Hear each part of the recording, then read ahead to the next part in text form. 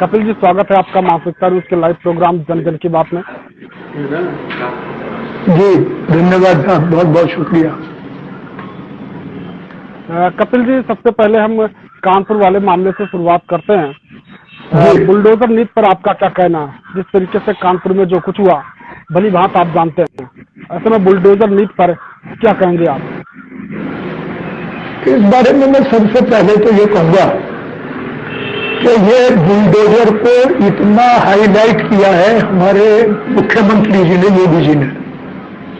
उन्होंने इसे अपने जीवन का अंग बना लिया इस तरह से, और अपनी प्रसिद्धि का एक साधन बना लिया इसको उन्होंने। और उसका फायदा अब नीचे के अधिकारी जो हैं वो उठा रहे हैं, क्योंकि आप भी सब जानते हैं इस बात को कि जो ऊपर का मुखिया इशारा करता है तो नीचे तक उसका प्रभाव होता है। और यही कानपुर में हुआ, जो इस परिवार के साथ में इतना बड़ा अन्याय हुआ है। इसमें बुलडोजर तो अपनी जगह है ही, लेकिन बुलडोजर को चलाने वाला दिमाग जो है वो सबसे बड़ा घातक है। जिस तरह की स्थिति इसमें आई है वो सबसे ऐसी स्थिति है जो बहुत ही भयंकर स्थिति है। अगर अधिकारी इस तरह से मोनोपोली करने लगे तो ये तो एक तरह से तानाशाही वाला मामला है। जिस तरह से वहां उस परिवार के साथ में ज्यादती हुई है वो बहुत बड़ा एक सोचने की बात है कि क्या किया जाए इस बारे में, क्या सोचा जाए इस बारे में। लेकिन सरकार इस बारे में कुछ भी करने के लिए तैयार नहीं है। अभी तक वहां पे ना कोई रेस्पॉन्स डीएम के बारे में दिया, है कोई रेस्पॉन्स एसडीएम के बारे में दिया। वहां लेखपाल और वो नीचे के कर्मचारी जो उस हले पे बैठा होगा, जो बुलडोजर पे, उसके ड्राइवर को, इन लोगों को उसमें अभी तक उन्होंने जिम्मेदार ठहरा दिया। तो ये बहुत दुखदायी बात है। और विशेष रूप से मैं तो पहले से भी ये बात मान करके चल रहा हूं कि इस वक्त जिस तरह की राजनीति चल रही है उसमें सबसे ज्यादा कमजोर ब्राह्मण समाज है, क्योंकि वो ना एकत्रित होकर कोई अपनी बात कह सकता, क्योंकि वो राम का भी ठेकेदार वही है, कृष्ण जी का भी ठेकेदार वही है। और उन्होंने कृष्ण जी की और रामचंद्र जी की लगाम किनके हाथ में पकड़ा दी, इस बात का उनको ज्ञान नहीं है। और इसी का फायदा ये हो रहा है कि इस तरह की वारदात हो रही है। और मैं तो उसकी घोर निंदा करता हूं इस कांड की, जिस तरह से किया गया है। आपने कहा कि ये योगी सरकार के इशारे पर काम हो रहा है, इशारा किया आपने, तो क्या वास्तव में योगी सरकार के इशारे पर इस तरीके की घटना घटी? नहीं, मैं योगी सरकार कहाँ थे? नहीं, मैं योगी सरकार की तो लापरवाही वाली बात है। और योगी सरकार के बारे में मैं ये कह रहा हूं कि उन्होंने आइकॉन बना लिया है बुलडोजर को, और नीचे के कर्मचारी उसमें अपना बहुत बड़ा हित समझते हैं बुलडोजर को चलाने में, कि योगी जी प्रसन्न होंगे कि इन्होंने बुलडोजर से ये काम कर दिया। मेरी कहने की मंशा ये कि जब इन्होंने देख लिया कि हमारा मुखिया इस चीज को पसंद करता है तो उसमें वो गलत सलत जो भी उनके इन्हें है उसको लागू करने के लिए वो स्वच्छंद है इस समय। जी, तो अधिकारी बुलडोजर का गलत इस्तेमाल कर रहे हैं, आप ये कहना चाहते हैं?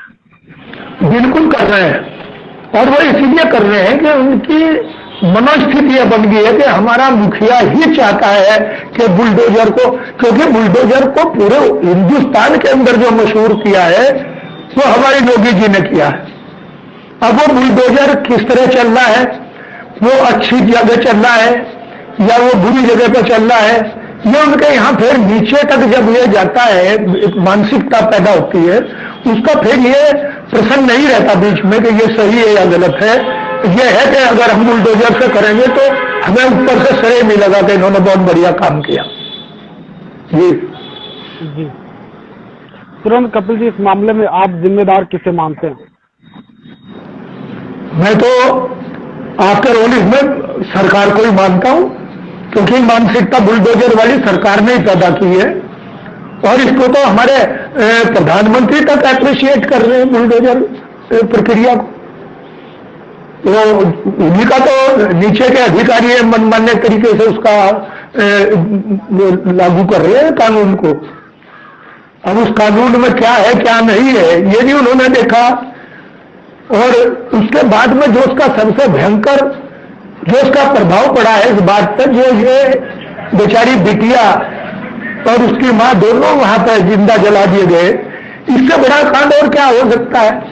ये बिल्कुल उसी तरह का किस्सा है जैसे हाथरस में हुआ और वहां पर और दूसरी जगह पर हुआ, पहले भी उन्नाव में हो चुका है किस्सा इस तरह का। तो ये एक मानसिकता बन गई है। जी कपिल जी, इस मामले में जैसे ही घटना सामने आई उसके बाद डिप्टी सीएम ब्रजेश पाठक ने पीड़ित परिवार से बात की और कार्रवाई का आश्वासन दिया। जी, क्या आपको लगता है कि आश्वासन के बाद कार्रवाई अब होगी? नहीं, कार्रवाई होगी, लेकिन कार्रवाई उसी तरह से होगी हाथों बच्चों वाले तरीके से, क्योंकि पाठक जी भी जानते हैं, पाठक जी भी कोई नए नहीं है, वो भी बहरहाल डिप्टी चीफ मिनिस्टर है। अब उसमें किसी को बलि का बकरा बना दिया जाएगा, लेकिन जो इस कांड को करने वाले लोग हैं जिन्होंने इस एक्शन में बढ़ चढ़ करके हिस्सा लिया है, उनका देखिए क्या होता है। मैं नहीं समझता कि उसमें जो बड़े जिम्मेदार हैं वो उसमें कहीं पर उनके खिलाफ एक्शन होगा। एक्शन छोटे कर्मचारियों के ऊपर होगा और उस पर प्रत्यक्ष दिखाई भी दे रहा है। जो इन्होंने हिरासत में लिए हैं वो कौन लिए हैं, उसी से पता चलता है कि किस तरह का एक्शन होगा। जी जैसा कि सुनने में आया कपिल जी, पीड़ित परिवार डीएम के पास गया था कुछ मोहलत मांगने के लिए, लेकिन उसकी सुनी नहीं गई।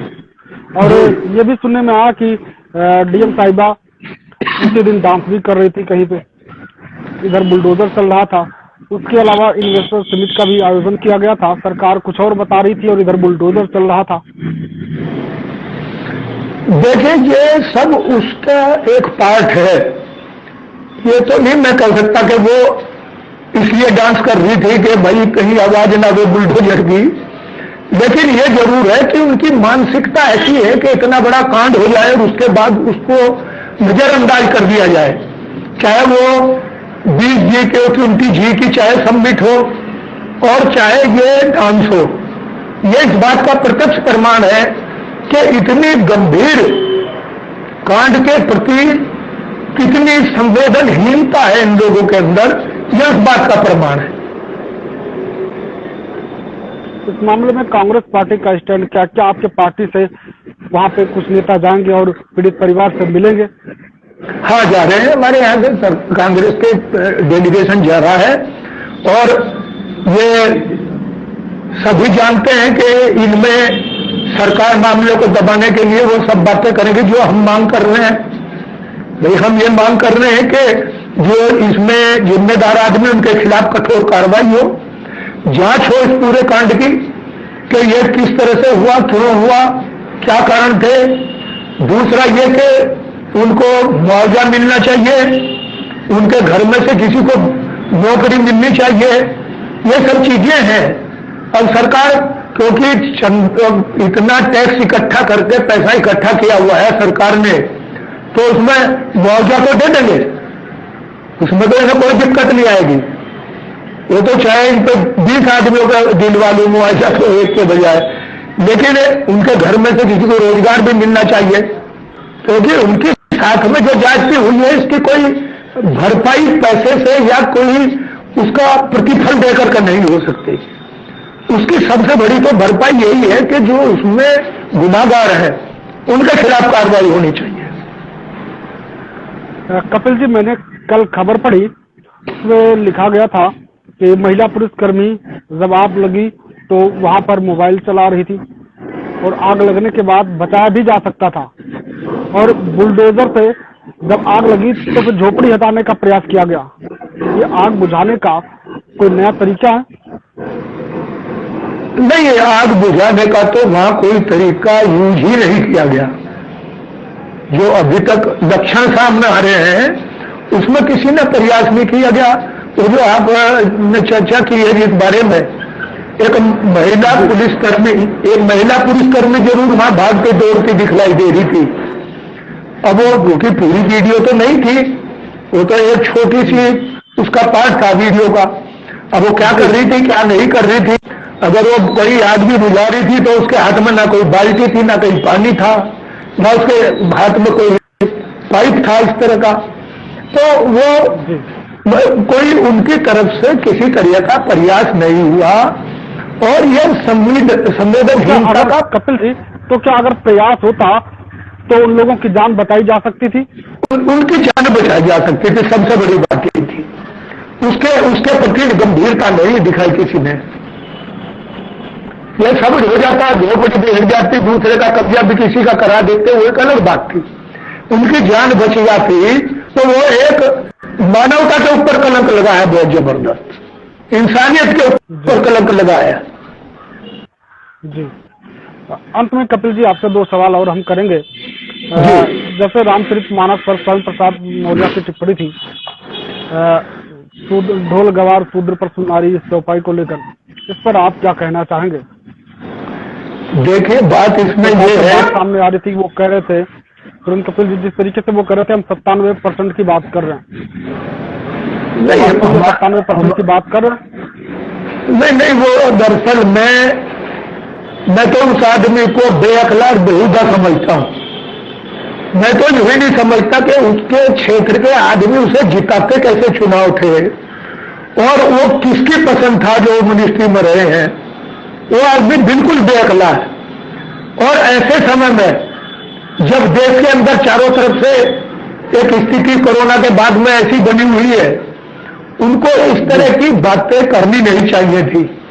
और उसकी क्या समीक्षा है उसकी, ये बैठ करके वो साधु संतों से, विशेषज्ञ से पहले वे बात करते और उसके बाद वो सरकार को, संत समाज को अपने विश्वास में लेते और अपनी बात रखते, साहब हमारे लिए ये इस तरह से हमें, हमारे मन को ये कचोटती है, इसका रास्ता बताइए। वो उसकी व्याख्या करके बताते कि इसका मतलब क्या था। अब मैं जैसा, मेरे जैसा छोटा आदमी उसकी व्याख्या करने लगे, हालांकि मैं समझता हूं कि उसमें परिभाषा अलग अलग है। आज कौन सुधरे? आज मैं बैठ करके वाल्मीकि साथ की, मैं बैठ करके हरिजन के साथ में भी एक थाली में खाना खाता हूं, होटल में इकट्ठे खाना खाते हैं सब, तो अब शुद्र कौन रह गया? शुद्ध की तो कोई परिभाषा ही नहीं रही। अब शुद्ध तो खत्म हो चुका है। तो ये एक पैदा करने की बात है, ये समाज में तोड़ने की बात है समाज को। और मैं नहीं समझता कि इस वक्त उन्होंने बहुत संजीदगी की बात करी है या बहुत अकलमंदी की बात करी है। मैं इस समय पर ऐसे आदमी को ये सवाल उठा करके, जिस तरह उन्होंने ये उठा करके और एक विभाजन करने का समाज में काम किया है, शुरुआत की है, उसके रिजल्ट अच्छे नहीं होंगे। आप थोड़ी देर के लिए तो बहुत एक छोटे समूह में बहुत बड़े आप प्रशंसनीय हो सकते हो, लेकिन आप देश के लिए इसका क्या प्रभाव पड़ेगा? और आपने किस समय पर यह बात कही है, आपने ये वोट बटोरने के लिए बात कही है, तो ये, लेकिन किसकी वोट पड़ेगी? कौन है वो शूद्र? आज कोई कहने के लिए तैयार नहीं है इसके अलावा कि मैं शूद्र हूं। भी देखो, शूद्र तो शब्द कहीं रहा ही नहीं हमारे संविधान में, और जब हमारे संविधान में शूद्र का शब्द नहीं है तो उसके ऊपर फिर इस तरह के प्रयास करने से फायदा क्या है? अब ये तो सारी औरतें, 50% औरतें हैं, वो सारी कहने लगेंगे साहब इसमें तो नाड़ी भी दिया हुआ है। अब कोई कहे कि ये अनाड़ी शब्द है, कोई उसकी कोई परिभाषा करता है, तो सौरभ जी ये एक इतना बड़ा इशू है ये, और ये इशू है भी नहीं जब अब शूद्र कहीं है ही नहीं। हमारी संविधान में कोई व्याख्या में शूद्र शब्द नहीं है, और हमारे संविधान में सबको बराबर का हक दे दिया। आज एक वोट के सहारे पर आज तय होती है सरकार, तो फिर ये शूद्र और ये नारी कहां से आगे फिर ये बात? तो उन्होंने इस समय पे ये इस तरह का प्रसंग उठा करके अपनी एक थोड़ी प्रशंसा तो ले सकते हैं वो, लेकिन वो समाज का भला नहीं कर रहे। जी कपिल जी, कल स्वयं प्रसाद मौर्य और हमारे अयोध्या के हनुमानगढ़ी के महंत हैं राजू दास, उनके बीच मारपीट की भी खबर सामने आई, इस पर आप क्या कहेंगे? जिस तरीके नहीं, से लोग ये मेरी जानकारी में नहीं है। और अगर ऐसा हुआ है तो ये बहुत शर्म की बात है। दोनों समाज ऐसे हैं, वो भी अपने को बहुत जिम्मेदार आदमी समझते हैं और हमारे संत तो समझते ही हैं, लेकिन उन्होंने कुछ संत को अगर इस बारे में ही कुछ बात ऐसी अशोभनीय कही होगी तो जरूर कुछ ना कुछ किस्सा हुआ होगा उनमें, मेरी जानकारी में नहीं है ये। धन्यवाद। अगर ऐसा हुआ, अगर ऐसा हुआ है तो ये समाज, हाँ, अगर ये ऐसा हुआ है जैसा आपने बताया तो ये हमारे समाज के लिए और हमारे देश हित में अच्छा नहीं है। जी जी, धन्यवाद कपिल जी, आप हमारे साथ लाइव चर्चा के लिए जुड़े। आपने सारे सवालों के सही से जवाब दिए, अपनी बातें रखी। अब इस कार्यक्रम को यहीं पर समाप्त करते हैं। नमस्कार। धन्यवाद। नमस्कार।